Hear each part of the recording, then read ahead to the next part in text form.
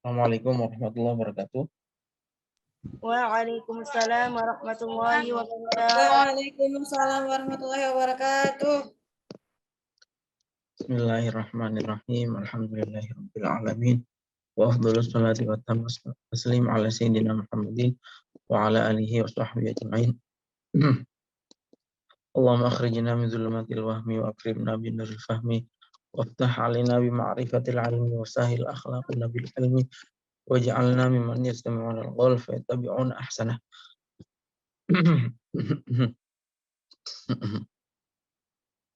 Ba'du rekan-rekan sekalian, malam hari ini kita melanjutkan pembacaan kitab Al-Haqqul Mubin ya. Firrodi alaman tala ababiddin, karya seorang ulama besar dari Al-Azhar yaitu Syekh Usamah Mahmud Sayyid Al-Azhari ya. Minggu yang lalu kita sudah membaca muqaddimahnya dan juga pembahasan tentang hakimiyah atau soal pembahasan tentang tentang apa itu yang disebut dengan hukum Tuhan ya. Nah, pada malam hari ini insya Allah kita akan melanjutkan pembacaan kitab tersebut ya pada judul yang baru, yaitu tentang bagaimana Ibnu Abbas, seorang sepupu Nabi ya, seorang sahabat besar yang sangat alim, yang sangat kompeten di bidang tafsir ya, punya kompetensi yang luar biasa dalam ilmu agama. Ini juga pernah mengalami dialog ya, dengan kelompok Khawarij. Kisah ini nantinya kita akan bahas ya, sekaligus menunjukkan bahwa sejak dulu ya, sebetulnya tanggung jawab untuk meluruskan penyimpangan-penyimpangan dalam hal ideologi keagamaan, akidah, ajaran, tafsir Al-Quran, itu ya sebetulnya adalah tanggung jawabnya para ulama. Ya. Tanggung jawab umat Islam, tanggung jawab para ulama, bukan tanggung jawabnya pemerintah, bukan tanggung jawabnya aparat keamanan, bukan tanggung jawab polisi, TNI, atau siapapun, tapi sebetulnya meluruskan paham-paham keislaman yang menyimpang itu adalah tanggung jawab para ulama. Sebagaimana dulu juga dilakukan oleh sahabat Ibnu Abbas ya. Namun sebelum kita memasuki pembahasan soal dialog antara Ibnu Abbas dengan orang-orang Khawarij ini ya, kita akan memulai pembacaannya dengan judul sebelumnya ya. Silahkan dibuka ya teman-teman kitabnya di halaman 30 ya. Fahrul kalau bisa share screen, coba share screen ya. Karena saya online pakai HP ini, tidak bisa share screen ya. Bismillahirrahmanirrahim. Tahdzirun nabawiyun ajibun.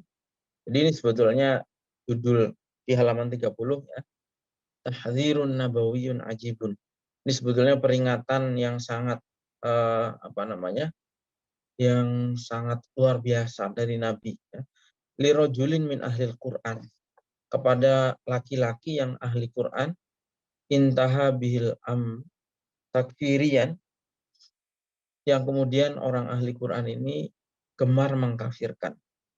Yahmilu silah wa yuriqud dima, mengangkat senjata dan kemudian menumpahkan darah. Judulnya sudah cukup mengerikan ya. Orang ahli Quran tapi kemudian mengkafirkan, mengangkat senjata dan menumpahkan darah. Tapi ini bukan judul karangan, tetapi memang diambil dari suatu hadis Nabi ya. Suatu ungkapan atau nubuat atau ramalan atau kejadian yang akan datang yang diprediksi atau disampaikan oleh Rasulullah Shallallahu Alaihi Wasallam. An Hudzaifah radhiyallahu anhu. Jadi hadis ini riwayatnya riwayat Hudzaifah. Qala Rasulullah Shallallahu Alaihi Wasallam. Rasulullah bersabda, Innama atakhawwafu alaikum rajulun qara'al Qur'an hatta ru'yat bahjatuhu alaihi. Ya. Jadi kata Hudzaifah, Rasulullah pernah bersabda, Yang paling saya takutkan atas kalian adalah seorang laki-laki yang membaca Al-Quran sampai terlihat harismanya. Wa kana rid'an lil Islam. Ya.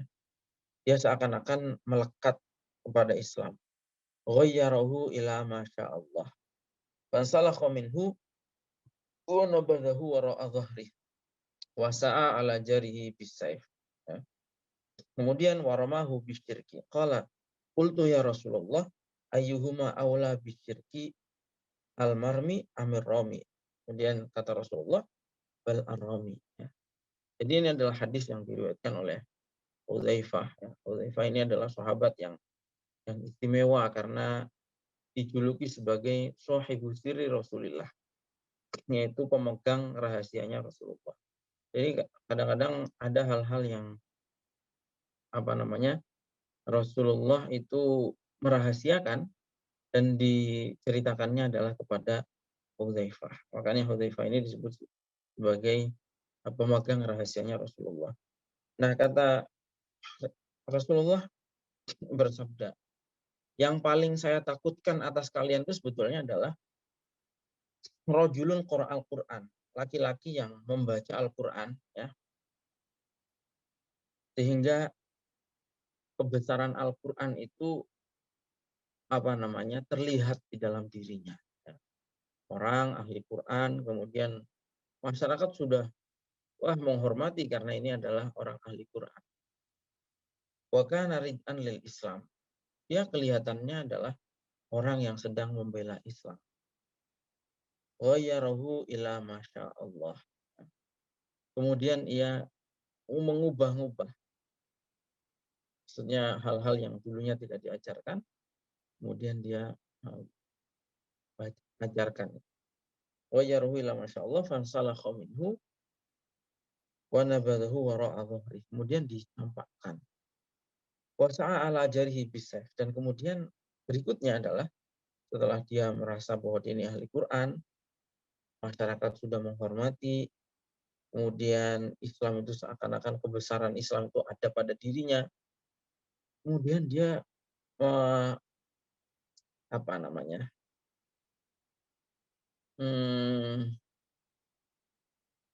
menemui tetangganya atau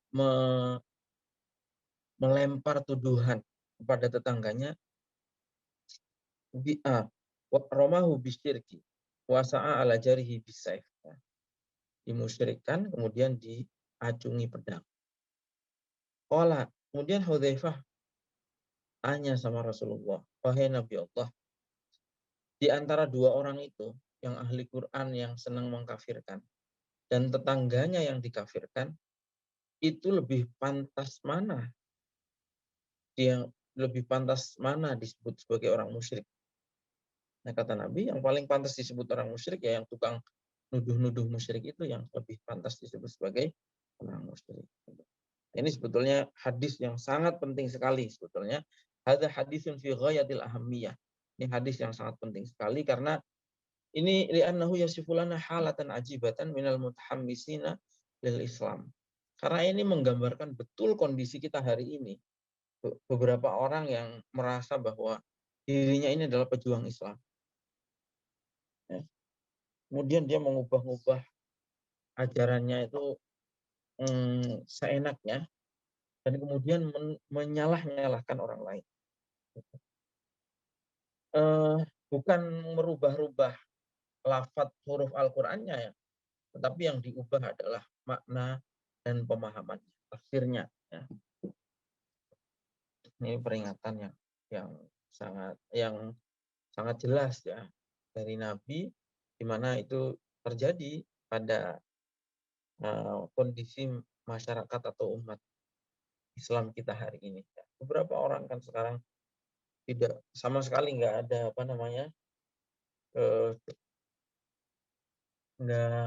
tidak sama sekali tidak ada misalnya niatan untuk mendiskreditkan rumah-rumah Al-Quran atau apa ya, tetapi kondisinya adalah sekarang banyak orang yang mengaku ahli Quran tapi kemudian menafsir-nafsirkan ayat itu seenaknya dan kemudian menuduh teman-temannya sesama muslim itu sebagai orang musyrik, dan kemudian mengangkat senjata kepada mereka. Nabi menyifatinya dengan 3 hal sebetulnya ya. Awaluha annahu atahullah al-Qur'an wa huwa laisa bigharibin 'anil Qur'an bal huwa mansubun ilaihi ya. Mungkin sebutannya adalah wah orang ini kan hafiz gitu, hafizul Quran gitu. Sehingga orang-orang menyangka wah hafal Quran kan pasti baik. Nah, padahal tidak. Orang hafal Quran itu yang nggak jamin baik, tidak menjamin baik gitu. Saniha nahu ru'yat alaihi bahjatul Quran. Terlihat harismanya Al-Quran. Karena Al-Quran itu adalah nur ya. Gitu. Kemudian yang ketiga, nahu rajulun sadidul hamasati li'adaddin. Bahwa yang ketiga Nabi menyifati laki-laki tadi adalah orang yang sangat semangat dalam beragamanya. Jadi semangat beragama saja itu sebetulnya ya tidak cukup. Sebagaimana kita sudah bahas pada hari Rabu yang lalu ya, bahwa ternyata semangat beragama itu saja tidak cukup, tapi harus dibarengi dengan ilmu. Bahkan semangat agama saja tanpa ilmu, itu kata ulama, bahaya yang akan ditimbulkan itu jauh lebih besar daripada manfaat yang ditimbulkan. Jadi orang semangat beragama tanpa ilmu, itu kata para ulama adalah bahaya yang ditimbulkan itu lebih besar daripada manfaatnya. Karena itu ya orang beragama harus dengan ilmu ya. Pokoknya benar sesuai dengan tujuan Allah menurunkan syariat ini. Ini cukup panjang ya syarah atau penjelasan dari hadis tersebut, tetapi saya kira intinya seperti itu ya. Bahkan dulu Mu'adz ya, salah satu kisah sebetulnya yang dikutip di sini adalah tentang sahabat Mu'adz bin Jabal. Sahabat Mu'adz itu kurang apa baiknya? Jelas baik sekali sahabat Mu'adz itu. Suatu kali saking semangatnya sahabat Mu'adz itu dalam beragama, berislam. Sahabat Mu'adz ini mengimami sholat ya, dengan membaca surah Al-Baqarah. Dengan membaca surat Al-Baqarah. Nah, di antara para makmumnya itu ada orang yang sedang buru-buru. Makmum sholat jamaah itu kan macam-macam. Ada yang bisa bertahan lama, ada yang buru-buru dan seterusnya. Suatu saat ada makmum ini yang memang sedang kondisi mendesak, dia buru-buru, akhirnya mufarokoh, memisahkan diri ya dari jamaah sholat itu. Nah ketika mufarokoh itu oleh Mu'adz dimarahin. Kata Mu'adz, kamu ini orang munafik. Orang sedang sholat diimami menggunakan surat Al-Quran yang panjang, surat Al-Baqarah, kok malah memisahkan diri. Kamu ini sebenarnya komunis ya. Gitu. Kira-kira kalau zaman sekarang kan bahasanya seperti itu. Kamu ini pasti komunis ini. Orang sholat diimami pakai surat Al-Baqarah kok mufarokoh.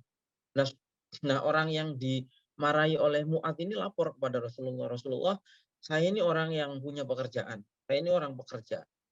Kalau setiap sholat jamaah, suratnya Al-Baqarah, saya harus sholat berapa jam? Gitu. Apalagi dituduh munafik. Langsung itu Mu'adz langsung dipanggil sama Nabi. Dimarahi habis-habisan sama Nabi Mu'adz itu. Kata Nabi, afattanun anta ya Mu'adz. Diulang-ulang oleh Nabi, apakah kamu itu orang yang bermaksud membuat fitnah di tengah masyarakat? Nah itu kadang-kadang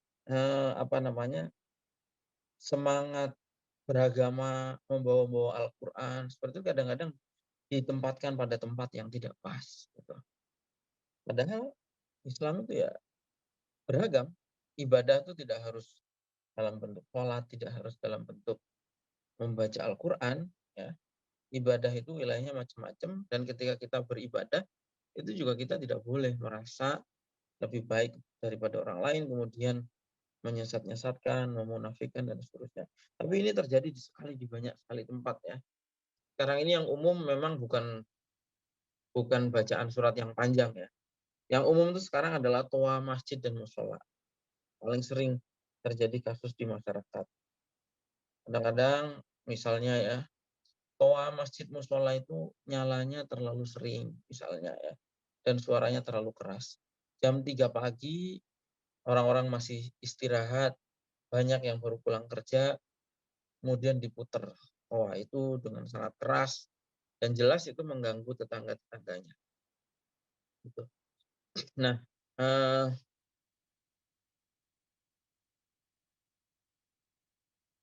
ketika diingatkan, itu mereka akan bilang, kamu kok mengkritik toa masjid atau musola, kamu kafir gitu. Misalnya seperti itu. Padahal bukan masalah kafirnya. Islam itu juga ada ajaran Islam itu bukan hanya ajaran tentang seperti itu, harus dilihat secara lebih luas. Seperti tadi, ya, seperti kisahnya Nabi menegur Mu'adz yang memarahi orang yang mufaraqah sholat jamaah karena mau bekerja. Baik, berikutnya adalah munazaratu Ibnu Abbas radhiyallahu anhu lil Khawarij. Ini adalah diskusi atau debatnya Ibnu Abbas dengan orang-orang Khawarij. Sekali lagi, yang dicontohkan oleh Ibnu Abbas itu adalah contoh bagaimana tokoh ulama ya, itu melakukan pelurusan atau ya meluruskan pemahaman-pemahaman yang menyimpang ya, yang kalau sekarang karena terkait dengan orang-orang yang radikal, yang ekstrim, maka disebut dengan kontraradikalisme. Dan itu sekali lagi itu sebetulnya bukan tugasnya polisi, bukan tugasnya tentara, bukan tugasnya pemerintah, bukan tugasnya siapapun, tapi itu adalah tugas para ulama. Bagaimana dicontohkan oleh Ibnu Abbas dalam kisah ini. Munazaratu Ibnu Abbas lil Khawarij. Jadi ini adalah diskusinya Ibnu Abbas dengan Khawarij. Kita sudah bahas ya pada hari Rabu yang lalu. Khawarij ini siapa? Khawarij itu adalah orang-orang yang keluar, artinya khuruj ya, keluar dari barisannya Sayyidina Ali bin Abi Thalib. Terkait dengan ayat wa fil fahmil maghlut, dalam pemahaman yang keliru terkait dengan ayat wa man lam yahkum bima anzalallah fa ulaika humul kafirun. Kalau diterjemahkan secara harfiah, sebagaimana juga sudah dibahas pada hari Rabu yang lalu, ini artinya adalah barang siapa tidak menggunakan hukum Allah, maka dia kafir. Tapi kita akan lihat sebetulnya bagaimana makna yang sebenarnya. Wahya manhajun limuna qasyatit tayyarat ad-diniyah al-mutatarrifah fi zamanina hadza. Ini adalah satu manhaj untuk melakukan diskusi dengan kelompok-kelompok yang ekstrim di zaman kita. Kata penulis kitab ini. Penulis kitab ini bukan orang Indonesia ya, orang Mesir, dosen guru besar di Universitas Al-Azhar di Mesir. Qala Abu Zamil Samak bin Al-Walid Al-Hanafi haddatsani Ibnu Abbas qala lamma ijtama'at al-khawarij fi dariha wa hum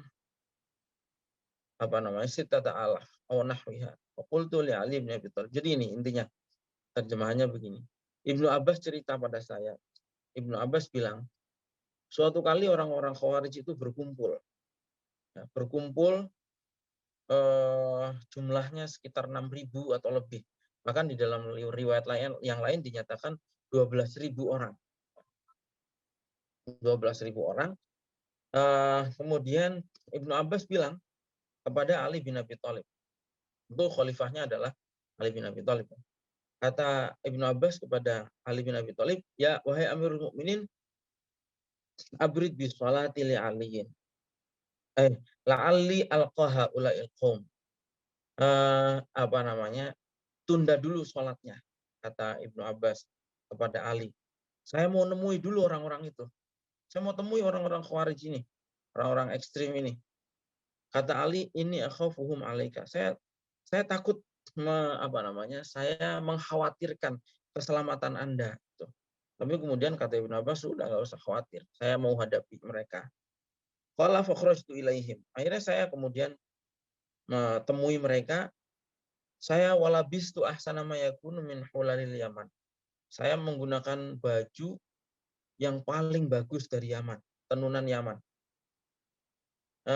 Ibnu Abbas itu, wakana Ibnu Abbas jamilan jahiron. Diriwayatkan bahwa Ibnu Abbas itu yang tidak lain adalah sepupunya Rasulullah ya. itu adalah laki-laki yang sangat tampan. Jadi kalau kalian mau diskusi itu juga harus harus memperhatikan hal itu ya. Mau diskusi itu ya performanya yang bagus karena itu akan dilihat oleh lawan diskusinya gitu. Ibnu Abbas pakai baju yang paling bagus dan ditambah ya sebetulnya Ibnu Abbas itu orangnya sudah sangat ganteng dan suaranya lantang. Ibnu Abbas kemudian mendatangi mereka. Setelah mereka melihat Ibnu Abbas, mereka bilang, "Marhaban, marhaban ya Ibnu Abbas." Selamat datang wahai Ibnu Abbas. Tapi kemudian yang dikritik oleh mereka pertama kali adalah pakaiannya. Kenapa Ibnu Abbas kamu pakai pakaian seperti itu? Bagus sekali, necis sekali gitu. Jauh dari kesan sederhana misalnya kayak gitu ya. Kemudian kata Ibnu Abbas, kenapa kamu mengkritik pakaian saya? Itu kata Ibnu Abbas. Laqad ra'aitu ala Rasulullah sallallahu alaihi wasallam min ahsanil hulali. Padahal saya pernah melihat Rasulullah itu juga pernah memakai baju yang sangat bagus. Saya juga mengutip ayat di sini yaitu qul man harrama zinatallahi allati akhraja li'ibadihi. Itu. Ini adalah ayat Al-Qur'an ya yang dikutip oleh Ibnu Abbas. Ya. Kata Ibnu Abbas, kenapa kalian mengkritik baju saya? Padahal Nabi saja Rasulullah itu pernah mengenakan baju yang sangat bagus. Lagi pula di Al-Qur'an diterangkan qul man harrama zinatallah. Siapakah yang berani mengharamkan perhiasan yang telah diciptakan oleh Allah untuk hambanya dari rezeki yang baik dan halal. Jadi selama rezeki baik dan halal cara memperolehnya bukan dari mencuri, bukan dari gosok misalnya, ya sudah nggak apa-apa, toh kan barangnya halal. Bagus tapi kan barangnya halal. Ini tuh nggak ada larangan. Oke kalau begitu, kata orang-orang Khawarij. Terus apa yang membuat kamu menemui kami? Kata orang Khawarij ini. Fama ja'abika qultu, kemudian saya bilang ji'tukum min indi amiril mu'minin wa min indi ashabi Rasulillah sallallahu alaihi wasallam wa min indil muhajirin wal ansar wala arafikum ahadun minhum. Saya ini kata Ibnu Abbas mewakili Amirul Mukminin. Ya. Saya ini kata Ibnu Abbas mewakili khalifah, mewakili Amirul Mukminin Ali bin Abi Thalib. Saya ini juga mewakili sahabat, saya ini juga mewakili kaum muhajirin dan ansor.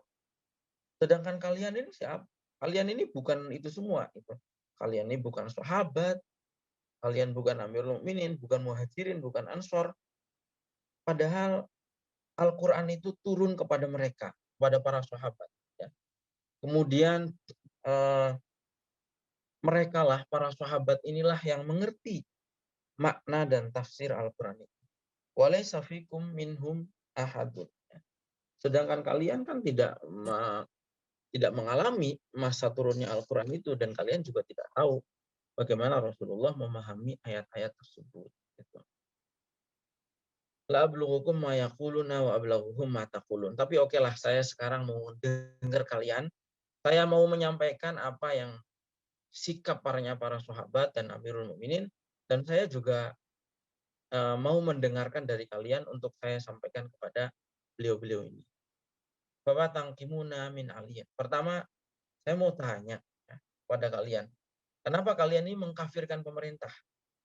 Padahal pemerintah ini adalah waktu itu adalah Ali bin Abi Thalib yang tidak lain adalah menantu dan juga sepupu Rasulullah Shallallahu Alaihi Wasallam. Ditanya seperti itu, kemudian kata orang Khawarij, ribut di antara mereka. Ada yang bilang la tukalimuhu, gitu. Udah nggak usah dijawab. Gitu. Ibnu Abbas nggak usah dijawab. Antek tauhid. Gitu. Di sahabat saja dulu sudah dibegitukan ya. Padahal khalifahnya waktu itu Ali bin Abi Thalib dan jubirnya itu adalah sahabat Ibnu Abbas. Kalau kita mau menyampaikan kebenaran, Islam yang benar, mau meluruskan pemahaman-pemahaman yang menyimpang, tapi kita ini dituduh tauhid dan seterusnya, itu sudah nggak heran. Sahabat Ibnu Abbas, sahabat utama, itu saja dulu sudah dituduh seperti itu 1400 tahun yang lalu. Balhum qaumun khasimun. Wa qala ba'duhum, tapi kemudian yang lain, orang-orang Khawarij yang lain bilang, wa ma yamna'una min kalamihi wa huwa ibnu ammi Rasulullah sallallahu alaihi wasallam wa yad'una ila kitabillah. Kenapa tidak kita dengarkan dulu? Ini kan yang bicara adalah sepupunya Rasulullah gitu. Lagi pula ya kita dengerin dulu coba dia mau ngomong apa. Qala qalu nangkimu alaihi khilala salasin. Qala, saya ini kata orang Khawarij, kami ini orang Khawarij mengkafirkan Ali karena 3 hal. Oke, apa saja? Kata Ibnu Abbas. Yang pertama, karena Ali tidak menerapkan hukum Allah.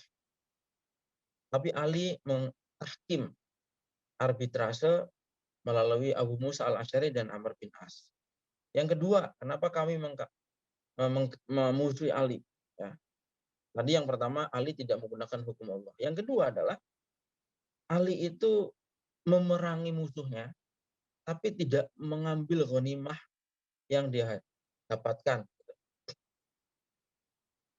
Fa in kana alladhi qatala qad halla qitalahum faqad halla sabyahum gitu.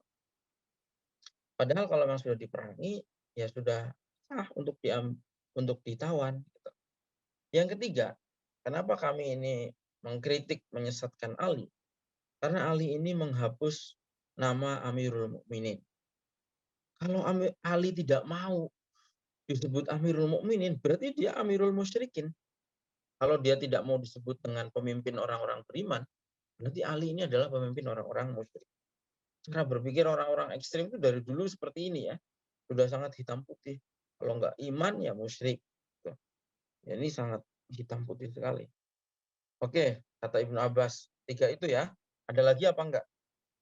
Al ghairu hadza qalu. Orang Khawarij bilang hasbuna hadza. Udah, 3 itu saja.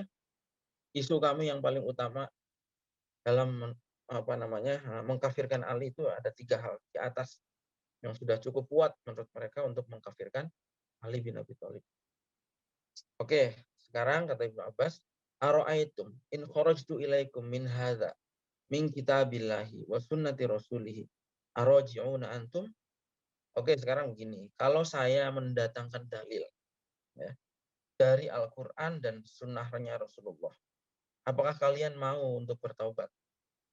Kemudian kata orang Khawarij, ya udah, nggak masalah. Nggak ada hal yang mencegah untuk tidak bertaubat. Oke, sekarang saya jawab ya satu-satu, kata Ibnu Abbas. Yang pertama, tuduhan kalian bahwa Ali itu kafir karena tidak menggunakan hukum Allah. Saya ini mendengar langsung dari Sami'atullah yaqulu fi kitabihi yahkumu bihi dzawa adlim minkum. Sekarang begini, saya mau datangkan bukti. Di Al-Qur'an itu ada ayat yang dari surat Al-Maidah ayat 95. Itu disebutkan bahwa yahkumu bihi dzawa adlim minkum. Diputuskan oleh 2 orang adil di antara kalian. Jadi seumpama kasusnya begini. Seumpama ada orang ihram, ya. Orang ihram di tanah haram itu kan tidak boleh membunuh hewan buruan yang ada di tanah haram. Tapi seumpama ada orang membunuh hewan di sana, gantinya itu seberapa? Gitu. Itu kata Al-Qur'an itu suruh mencari 2 orang yang adil, kemudian diputuskan oleh orang yang adil tersebut. Itu pertama ya, bahwa ternyata Allah sendiri di Al-Qur'an itu menyuruh kita berhukum dengan manusia. Ya. Berhukum pada orang yang adil untuk memutuskan terkait persoalan mengganti tadi ya larangan itu tadi. Yang kedua, saya sebutkan lagi kata Ibnu Abbas. Di Al-Qur'an surat An-Nisa itu ada ayat wa in khiftum shiqaqa bainihima fab'asu hakaman min ahlihi wa hakaman min ahliha yurida islaha yuwaffiqillahu bainahuma. Di Al-Qur'an itu kata Ibnu Abbas, yang kedua adalah ada ayatnya. Kalau seumpama suami istri ya, itu dalam kondisi percekcokan ya, dikhawatirkan persengketaan di antara keduanya, maka utuslah seorang hakim ya, dari keluarga suami dan dari keluarga perempuan. Nah, kalau memang landasannya baik, landasan niatnya, gitu ya, pasti Allah akan memberikan taufik. Yuwaffiqillahu bainahum.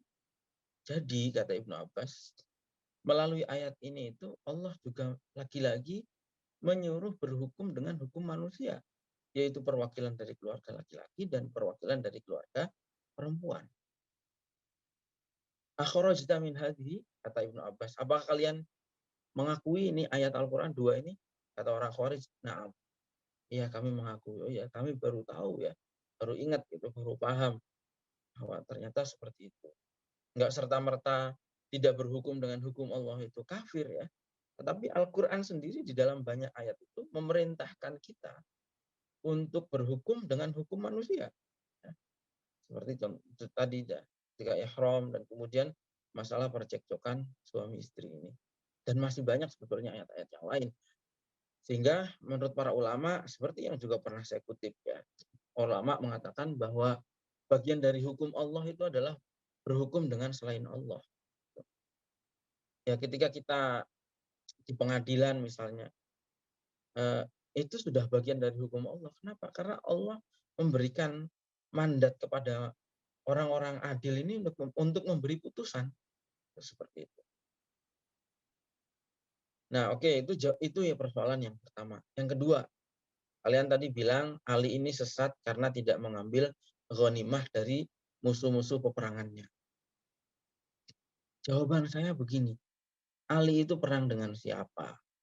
Ali itu perang dengan Sayyidah Aisyah. Fa innahu qatala ummakum. Ali itu perang dengan ibu kalian. Di Al-Quran kan jelas Allah berfirman, An-nabiyyu aula bil mu'minina min anfusihim wa azwajuhu ummahatuhum. Ya. Bahwa Nabi itu lebih utama. Nabi itu lebih utama dari orang-orang mukmin. Ya. Diri mereka sendiri.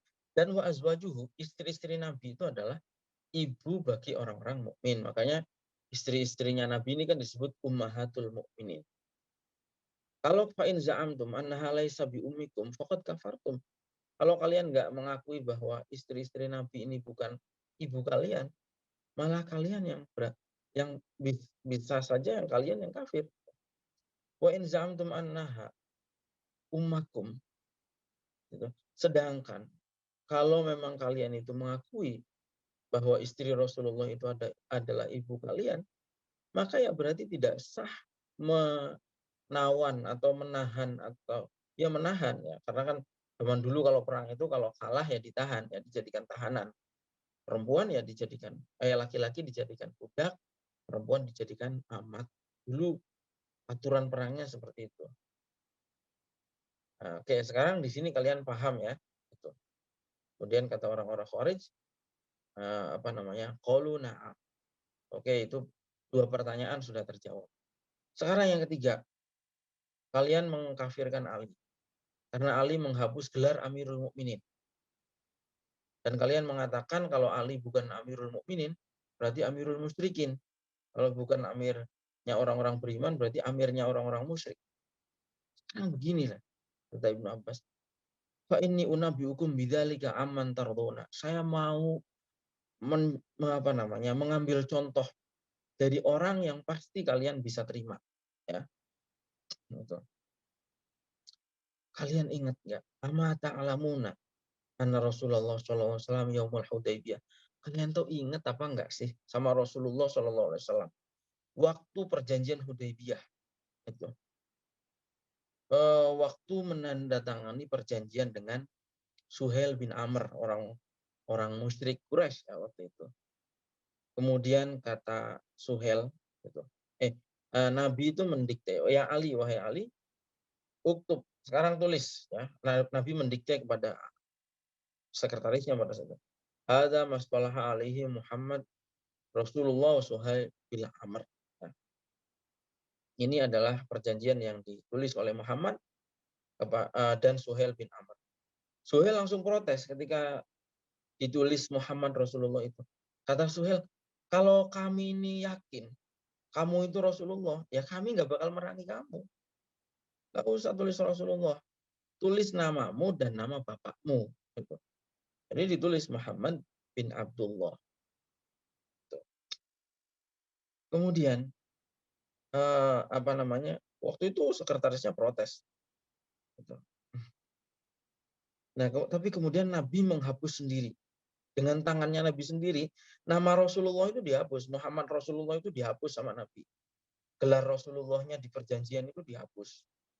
Diganti Muhammad bin Abdillah. Kemudian, wallahi, itu kata Ibnu Abbas, ma akhrajahullah bidzalika minan nubuwati. Itu orang terbaik ya, yang mestinya menjadi panutan kalian, yaitu Rasulullah.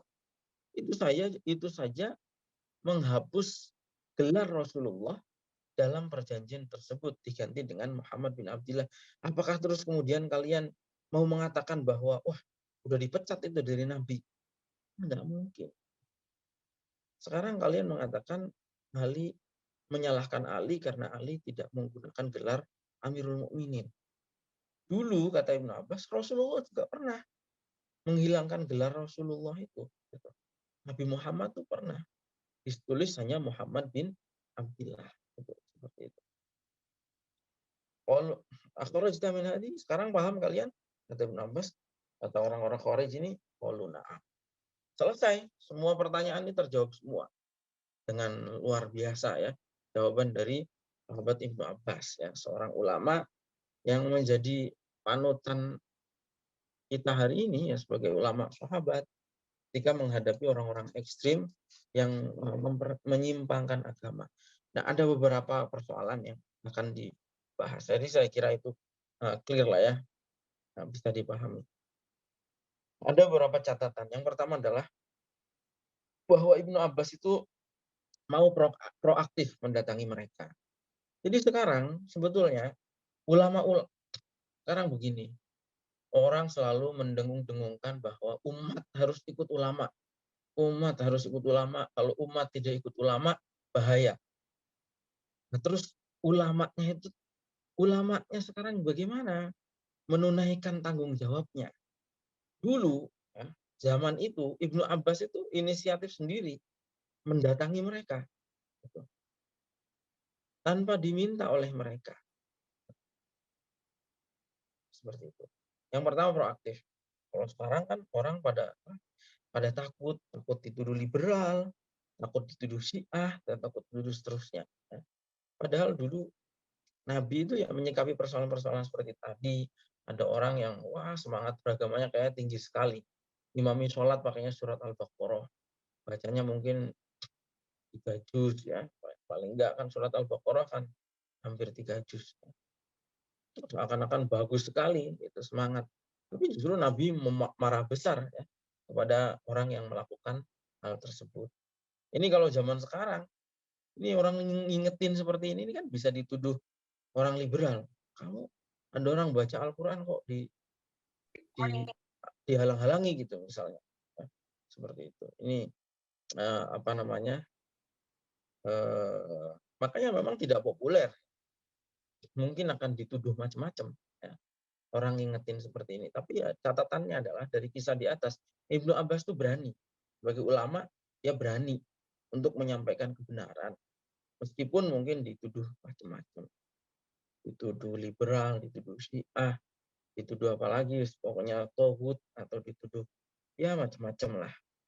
Tapi karena kebenaran, ya disampaikan. Yang kedua adalah Ibnu Abbas itu masuk dengan metodologi yang sangat bagus, yaitu ketika dia menggunakan baju yang sangat rapi begitu ya, bersih, sampai kemudian langsung menarik perhatian mereka gitu. Jadi pandangannya sudah enak gitu. Sebetulnya itu juga bagian dari kritik. Kenapa? Zaman dulu yang diikuti oleh orang-orang zaman sekarang, orang-orang ekstrim ini kan rata-rata kan kumel-kumel ya, kemudian ya jenggotnya nggak pernah dicukur, baunya mungkin dan seterusnya lah ya. Itu yang mau dikritik oleh Ibnu Abbas sebetulnya. dengan memakai baju yang bagus, dandan, pakai minyak wangi, menunjukkan bahwa Islam itu rapi gitu. Islam itu ada estetikanya gitu, dan seterusnya. Sekarang ya kita lihatlah kadang-kadang orang mengakunya bahwa slogan-slogan semangat beragama, tapi ya hidupnya kumuh gitu, kemudian nggak rapi, ugal-ugalan. Gimana orang mau simpati kepada Islam ya? Kalau cara merepresentasikan, menggambarkan Islamnya itu seperti itu. Jenggot sama sekali nggak boleh disentuh, harus panjangnya harus ke mata kaki misalnya ya. Jidat harus hitam semua, jangan sampai ada yang kelihatan warna kulitnya misalnya. Itu kan padahal dengan seperti itu memberikan gambaran yang tidak indah lah gitu tentang Islam. Seakan-akan menakutkan sekali. Jadi Ibnu Abbas sebaliknya, Ibnu Abbas menunjukkan keindahan, ketampanan dan seterusnya. Yang ketiga adalah annahu syara'a mahum fi tadhkir bi mawadhi'il quwwati fi man haji. Jadi tapi gini, diskusi seperti ini kata kata penulis, sebagaimana kita lihat dari Ibnu Abbas itu landasannya juga manhaj hajinya harus kuat. Ya, tuh. Pendahuluannya kan tadi sudah kuat. Kami ini adalah kata Ibnu Abbas, saya perwakilan Amirul Mukminin. Saya ini mewakili sahabat-sahabatnya Rasulullah. Saya ini mewakili Muhajirin. Saya ini mewakili Ansor. Kalian semua kan nggak termasuk di dalam golongan-golongan yang utama tadi. Ya kalau sekarang ya maksudnya Ibnu Abbas tuh mengingatkan kalian ini sadar posisi begitu maksudnya. Orang-orang yang mengalami turunnya Al-Quran, mendapatkan ilmu pemahaman Al-Quran dari Rasulullah itu kan para sahabat. Ya. Salah satu sahabat terdekatnya Nabi itu Ali. Nah, kenapa Ali saja kalian kafirkan? Maksudnya begitu. Sama seperti hari ini, orang-orang yang ekstrim itu kan rata-rata nggak pernah ngaji. Baca Al-Quran terjemahan, dipotong, diambil. Gitu. Dia mengkafir-kafirkan orang yang dari kecil sudah pesantren.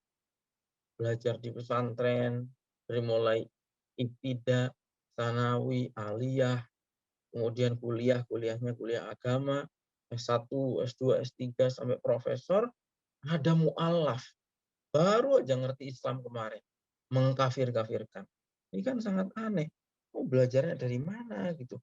Baru kenal Islam kemarin, sudah langsung mengkafir-kafirkan para ulama yang belajarnya puluhan tahun. Semua hal dipelajari sehingga diutuh. Ini kan juga kondisi kita hari ini ya. Banyak orang-orang baru mengenal Islam. Tiba-tiba yang ulama-ulama yang asli, yang belajar kitabnya matang, dikafir-kafirkan. Disesat-sesatkan. Itu kondisi yang nyata lah. Yang dimana sejarah itu sebenarnya berputar. Ya. Ali orang terdekatnya Rasulullah. Kok bisa ada orang-orang baru mengenal Islam, orang-orang Khawarij ini terus kemudian mengkafir-kafirkan Ali? Kan ini kan sebenarnya aneh sekali sama dengan hari ini. Orang-orang yang nggak pernah mondok, mungkin lulusan fisika atau apa di kampusnya, tiba-tiba mengkafirkan orang lulusan pesantren. Ini kan sangat aneh. Mereka hanya aja baca tulisan Arab aja nggak bisa. Cuman baca terjemahan Al-Quran satu potong, dua potong ayat, satu potong, dua potong hadis, berani mengkafirkan. Kemudian, ya, padahal jadi sebetulnya ini tidak hanya menyangkut Ali ya. Orang-orang ekstrim itu dari dulu, Ali itu dikafirkan kenapa? Ya karena Ali menjadi khalifah, menjadi pemimpin negara. Ya. Jadi kalau sekarang Raja Arab Saudi misalnya, ya sekarang ini kan nggak ada pemerintahan negara mayoritas Muslim yang diakui keislamannya oleh orang-orang ekstrim. Semuanya kan dikafirkan. Dan sampai akhir zaman orang-orang ekstrim ini ya pasti mengkafirkan pemerintahannya. Itu hanya perulangan sejarah saja. Ali saja yang dulu sahabat, orang dekatnya Rasulullah, itu aja dikafirkan. Apalagi cuman misalnya Jokowi apa siapa apa ini ya. Sudah jelas itu. Gampang sekali mengkafirkan. Nah, padahal para sahabat ini gitu, itu Al-Qur'an diturunkan kepada mereka. Sahabat-sahabat itu menyaksikan bagaimana ayat itu turun, maksudnya ayat itu seperti apa, gitu. Bagaimana menerapkannya dalam realitas. kemudian bagaimana cara memahaminya, dan yang lebih penting lagi, mereka mendapatkannya langsung dari Rasulullah. Jadi kenapa kalian mau mengkafir-kafirkan orang-orang dengan kriteria tadi? Yang ketiga, para sahabat ini adalah orang-orang yang menguasai rahasia-rahasia bahasa Arab. Dan kemudian tentu juga membersamai Rasulullah. Mengerti maksud-maksud dan tujuan Rasulullah. Dan mereka ini adalah orang yang hati-hati ketika memahami dan sangat amanah ketika menyampaikan isi daripada Al-Quran. Tentu tidak rela kalau sampai Al-Quran itu dibelok-belokkan maknanya sesuka yang menafsiri, sesuka yang memahami itu. Makanya mereka nggak rela, makanya didebat. Ada orang ekstrim, bawa-bawa ayat, bawa-bawa hadis, debat sama sahabat. Seperti itu. Yang keempat adalah kita bisa melihat bahwa orang-orang ekstrim ini nggak punya ilmu. Gitu. Mereka annahu laisa fikum minhum ahadun fa antum la tarji'una ila ra'in faqihin yu'taddu bi khilafi bal tantaliquna min hamasatin masbubatin. Nggak punya ilmu, modalnya cuma giroh, semangatnya aja. Ma'afahmin ghadibin. Seakan-akan punya semangat yang lain-lain dihantam semua. Gitu. Ya, seterusnya. Ya, itu. Kemudian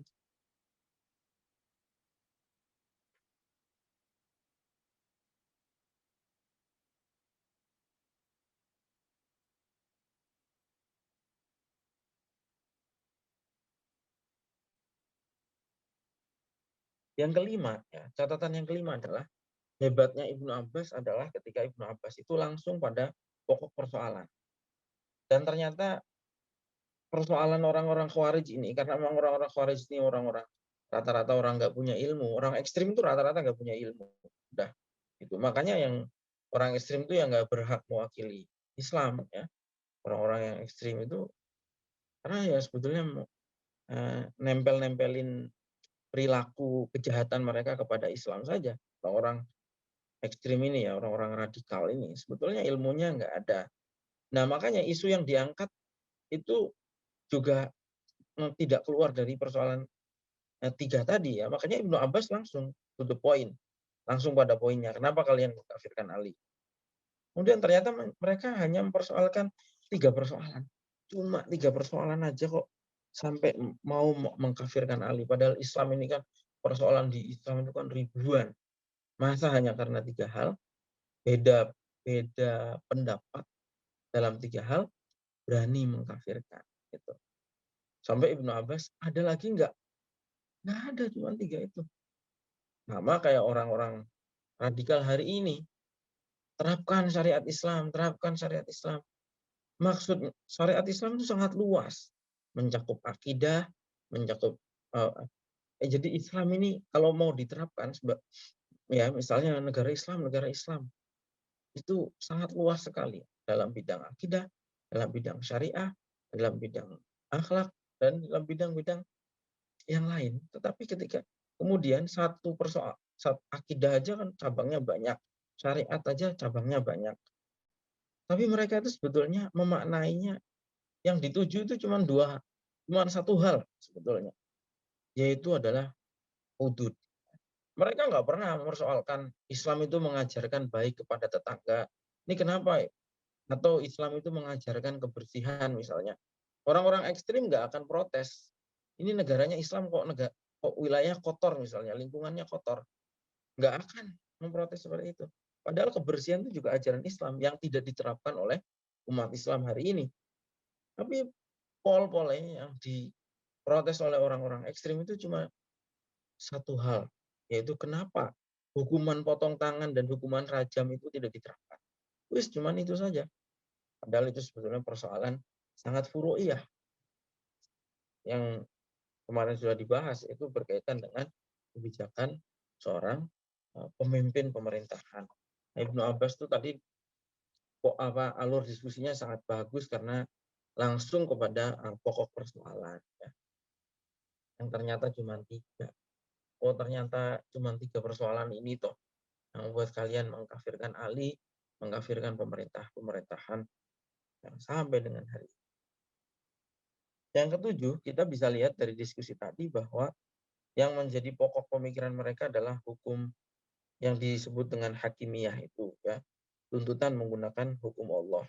Meskipun kalau ditanya hukum Allah itu apa, bisa jadi mereka juga nggak tahu. Oh, keterakaman hukum Allah, mau terapkan pakai mazhab yang mana? Nanti dari suatu mazhab ada pendapat-pendapatnya para ulama lagi. Memang ya susah. Gitu. Kalau orang nggak pertimbangannya tidak panjang, ya. Kemudian Ibnu Abbas juga tadi mengeluarkan hujahnya dengan sangat mantap karena eh, mengutip langsung dari beberapa ayat yang menjadi pelengkap atau menjadi alat untuk memahami ayat yang lain. Jadi sebetulnya Al-Quran itu kan satu kesatuan, ya. Antara satu ayat itu menjadi penjelas bagi ayat-ayat yang lain. Sehingga orang-orang ekstrim ini kelirunya kenapa? Karena mereka ini suka sekali mengutip satu ayat, tidak mempertimbangkan ayat-ayat yang lain, tidak mempertimbangkan penjelasan dari hadis Nabi misalnya. Seperti itu. Padahal memahami Al-Quran itu nggak bisa sepotong-sepotong. Karena satu ayat dengan ayat lain itu saling berkait. Kadang-kadang satu ayatnya mujmal, misalnya global, ayat yang lain menjadi mentaksis, misalnya kayak gitu. Nah, seperti itu. Karena itu memahami Al-Quran itu juga nggak sembarangan, ya. Sebagaimana hujah yang disampaikan oleh Ibnu Abbas tadi. Faradhiyallahu an Ibnu Abbas, ya. Mudah-mudahan Allah meridhoi Ibnu Abbas. Wa jazahu anna khairul jaza. Allah membalasnya dengan sebaik-baik balasan. Faqad asfala lana usulan wa taraka lana manhajan. Ibnu Abbas lah yang mengajarkan kita menghadapi orang-orang ekstrim. Ibnu Abbas lah yang mewariskan kepada kita bagaimana manhaj diskusi dialog dengan orang-orang ekstrim fi tafkiki fikri tatarruf, dalam mematahkan pemikiran yang ekstrim. Wal qiyam bi muqtadul ilmi, dan senantiasa berpegang teguh pada prinsip ilmiah. Kemudian wal ghairi al-Qur'ani min an yansuban nas lahu fahman maghluton.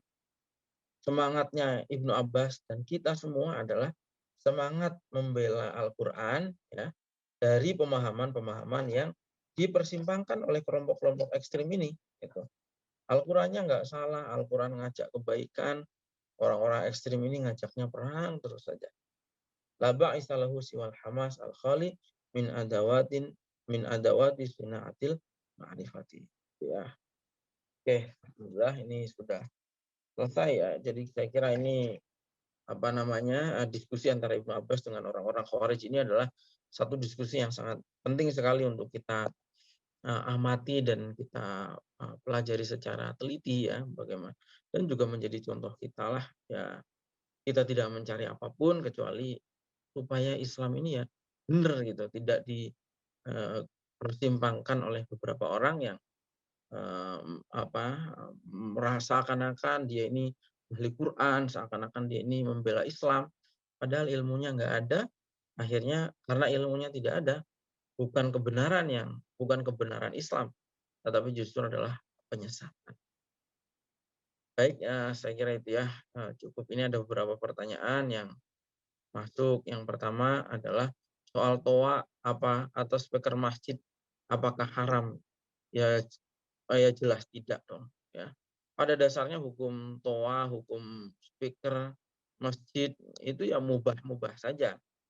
Itu. Tapi kalau misalnya itu digunakan untuk memanggil orang sholat, ya, misalnya, ya tentu menjadi mengikuti hukumnya. Adzan tuh hukumnya sunnah, ya. Menggunakan speaker dalam konteks ini berarti juga hukumnya sunnah, seperti itu. Nggak ada yang mengharamkan speaker pada dasarnya, gitu, ya. Tapi, ya, misal sekarang ini kan persoalannya begini. Tadi saya nyontohkan jam 3 pagi, kadang-kadang ada yang jam 2 bahkan jam 1 malam sudah diputer ayat Al-Quran. Bukannya tidak suka dengan Al-Quran, ya, tapi itu jam istirahat, itu masalahnya. Akhirnya, ya, kita ini melakukan hal yang haram karena mengganggu orang-orang yang sedang istirahat. Gitu. Jangankan orang yang seumpama kita di masjid saja, ya. Kemudian ada orang-orang sedang istirahat, itu ada di beberapa kitab itu diterangkan, kita itu dianjurkan untuk sholat dengan bacaan yang pelan. Padahal itu di dalam masjid. Karena apa? Karena ada orang-orang sedang beristirahat. Nah, apalagi ya, ini di tengah-tengah masyarakat. Orang lagi capek, habis cari nafkah, pengen istirahat, merebahkan badan sebentar, tiba-tiba corongnya speaker itu keras sekali mengganggu. Ya. Jadi ya, bagaimana? Eh, apa namanya kesimpulannya? Gunakan speaker itu sebagai suatu hal yang menunjang itu ya azan kita untuk mengingatkan masuknya waktu sholat dan seterusnya digunakan sesuai dengan keperluannya gitu. Jam-jam istirahat ya nggak perlu gitu. Kemudian kalau kita mau menggunakan speaker pakai ukuran gitu. Jangan sampai speakernya misalnya butuhnya itu volumenya 5 diputar sampai 9 misalnya sehingga itu membuat tetangganya budek ya seperti itu. Itu juga nggak boleh ya. Terus kayak gitu misalnya ya, di beberapa tempat ini saya mengalami langsung. Di beberapa tempat di kondisi ada kalau orang-orang itu yang kayak gitu, adanya sangat keras, speakernya nggak pernah mati. Maksudnya nggak, ya mati pernah, maksudnya itu sering sekali, intens sekali dia menghidupkan speakernya itu. Sehingga dikritik oleh orang-orang, tetangga-tetangga masjid, merasa dia mau ngobrol nggak bisa, mau apapun nggak bisa. Ya. Bahkan kemudian dia malah bilang bahwa wah kalian ini munafik, ada ayat Al-Quran dibacakan kok nggak setuju. Ya bukan seperti itu. Nabi kan sudah mencontohkan, Mu'adz itu ngimami pakai surat Al-Baqarah, itu dimarahi sama Nabi. Apakah Nabi anti Al-Quran? Ya jelas tidak. Tapi Nabi itu hanya ingin mengingatkan bahwa sesuatu itu harus ditempatkan pada tempatnya dan sesuai dengan proporsinya. Gitu ya. Oke, itu jelas ya soal doa itu ya. Soal di Timur Tengah sendiri sudah banyak sekali diatur. Jika kita mengatakan kafir atau musyrik kepada saudara kita yang seiman, seperti apa ini? Lupakah perkataan tersebut? Lalu kafir bid'ah, apakah termasuk mengkafirkan diri kita sendiri atau bukan? Iya lah. Kan udah dijelaskan dalam hadis. Kalau kita nuduh orang lain kafir, maka sedangkan apa namanya orang itu belum jelas, itu kekafirannya kembali kepada orang yang menuduh seperti itu. Nuduh-nuduh ini kan tidak ringan ya, konsekuensinya sangat serius. Bayangkan kamu menuduh orang, kamu kafir misalnya ya, si A ini kafir, kamu kafir, itu konsekuensinya serius, tidak main-main. Maksudnya gimana? Ketika dicap kafir, berarti kan hartanya halal, nyawanya bahkan juga halal. Ketika dia menjadi seorang laki-laki dan mempunyai anak perempuan, menjadi wali, otomatis menjadi walinya juga tidak sah karena dianggap sebagai orang kafir. Itu konsekuensinya sangat serius dan kemudian ketika dia meninggal tidak bisa diwaris, ketika keluarganya meninggal dia tidak bisa juga untuk menjadi pewaris. Jadi mengkafirkan itu konsekuensinya sangat serius. Malah di dalam beberapa teks itu dari para ulama dikatakan barang siapa mengkafirkan seseorang seakan-akan dia ini sudah membunuhnya. Karena ketika orang itu sudah dianggap kafir ya udah itu kayak orang seakan-akan dituduh kafir. Nuduh kafir itu kayak konsekuensinya udah kayak membunuh gitu. Karena tadi ya seterusnya. Makanya jangan pernah nuduh bid'ah apalagi ya. Nuduh bid'ah juga nggak boleh. Kenapa?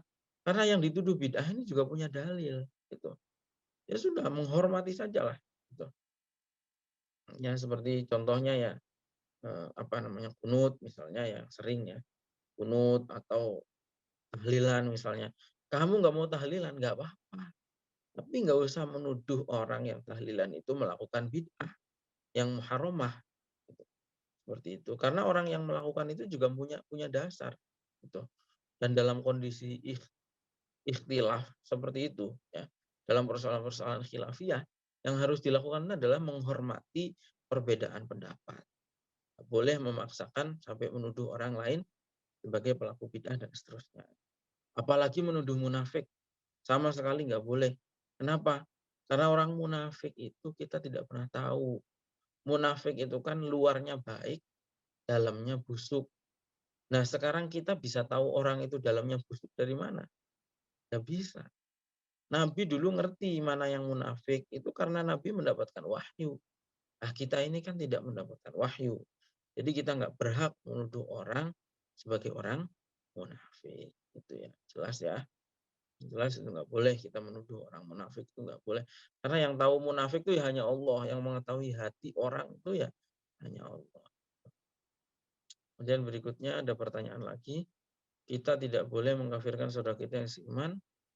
Nah, yang ingin bertanya, apakah penyebab orang bisa jadi kafir? Terus bagaimana hukumnya jika ada orang muslim yang mengatakan kafir kepada non-muslim? Gini, eh, penyebab-penyebab kekafiran itu. Jadi gini, ulama itu menekankan pentingnya kehati-hatian dalam menuduh seseorang itu adalah kafir, ya. Sangat ya. Nah, yang bisa menyebabkan kekafiran itu apa? Contohnya adalah menyembah berhala. Nah, itu terang kalau itu, ya. Misalnya ada berhala terus kemudian sujud di depannya. Ya, takfir itu ada dua, takfir sendiri, takfir yang mutlak. Jadi kita mengatakan perbuatan-perbuatan ini menyebabkan kafir. Ya. Ucapan-ucapan seperti ini menyebabkan kafir.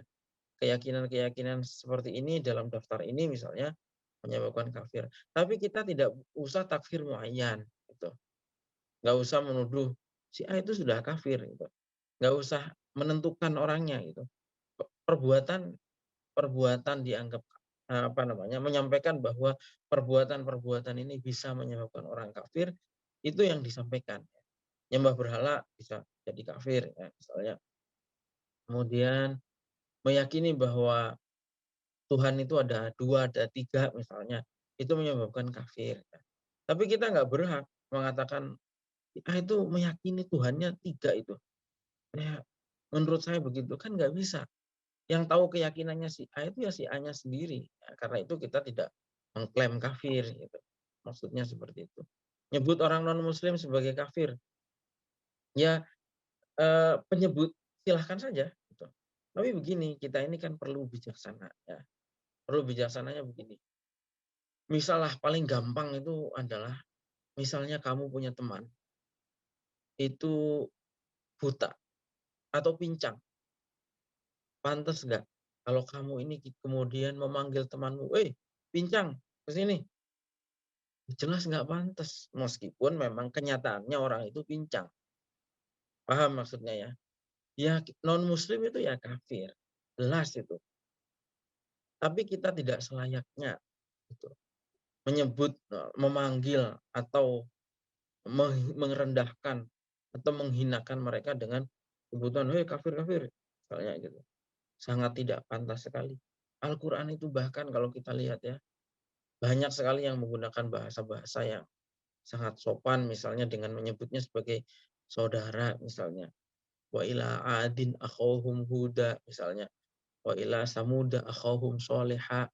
Orang Samud ini ya kafir, tapi disebut sebagai saudaranya Nabi Soleh. Orang kaum Ad ini ya kafir, tapi disebut sebagai saudaranya Nabi Hud, gitu. Seperti itu ya. Jadi seperti itu. Ibarat yang paling gampangnya tadi, nyatanya orang itu pincang atau buta, kan nggak pantas kalau kita bilang, pincang nih kak, seperti itulah. Ini persoalan. Itu. Terakhir, pertanyaan terakhir, sebagian besar orang ekstrim mengatakan negara Indonesia tauhid, tapi mereka masih menetap di Indonesia. Apakah ada tindakan dari pemerintah terkait hal ini? Wah, itu kalau ini sudah di luar pembahasan agama, yaitu persoalan-persoalan hukum. Saya kira itu persoalannya hukum-hukum pemerintah, dan yang pantas adalah yang menjawab pertanyaan seperti ini ya mestinya adalah pemerintah sendiri. Tapi ya Ironis sebetulnya ya. Kalau sampai hari ini masih ada yang menganggap negara ini tauhid itu ya sebenarnya sangat ironis karena ya sekarang ibadah apa sih yang nggak bisa dilakukan di negara ini? Ibadah apa ya? Mau syahadat, mau sholat, mau zakat, mau puasa, mau haji, nggak ada yang dihalang-halangi. Bahkan kalau perlu difasilitasi, semuanya difasilitasi oleh pemerintah. Gitu. Ya, seperti itu. Makanya aneh lah. Kita ini ngaji di sini, bikin pesantren di sini, sujud untuk sholat di sini, zikir di sini, cari nafkah di sini, makan dari bumi Indonesia, minum dari mata air Indonesia. Kok kita nanti dikuburkan juga mungkin dia tergantung takdir Allah, tapi mungkin juga dikuburkan di tanah ini. Masa yang seperti ini mau dikafirkan? Gitu. Sekarang begini ya, kalaupun misalnya kita ini ada hal-hal yang tidak setuju, tentu nggak ada yang sempurna. Ya. Negara ini kekurangannya juga banyak. Pasti ada persoalan korupsi, persoalan narkoba, mungkin kenakalan remaja, mungkin persoalan prostitusi, mungkin perjudian, mungkin apapun. Ada gimana sih negara yang nggak ada kekurangannya? Zamannya Khalifah saja dulu ada ya. Zamannya Utsman dianggap nepotis. Itu zaman Khulafaur Rasyidun loh. Ya. Zamannya Sayyidina Ali dianggap kafir. Ya. Tauhid. Zamannya Sayyidina Umar juga dulu protesnya banyak. Abu Bakar ada yang tidak membayar zakat, ada yang menentang Abu Bakar menyikapi pembangkang zakat dan seterusnya. Jadi bagaimana? Kalau ya jadi pemikiran kita simpel saja analoginya begini. Kita bernegara itu kan ibarat kita punya rumah. Isinya rumah ini banyak. Banyak kebaikan di dalam rumah. Ada kursinya, ada karpetnya, ada kasurnya, ada perabotan dapurnya, dan seterusnya. Kalau misalnya gentengnya ada yang bocor, atau jendelanya ada yang lobang,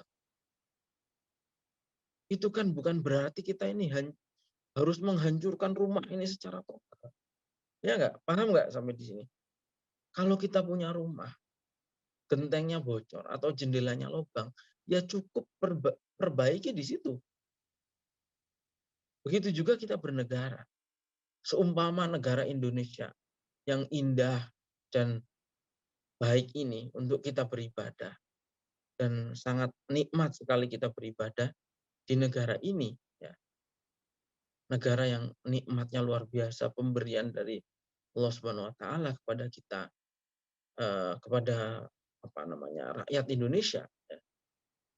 Kemudian kita merasa ada hal-hal yang kurang. Itu bukan berarti negaranya ditauhidkan kemudian negara ini harus dihancurkan, tidak. Kekurangannya di mana? Misalnya, kekurangannya misalnya tadi masih ada prostitusi, ya langsung sasar kepada persoalan itu, perbaiki.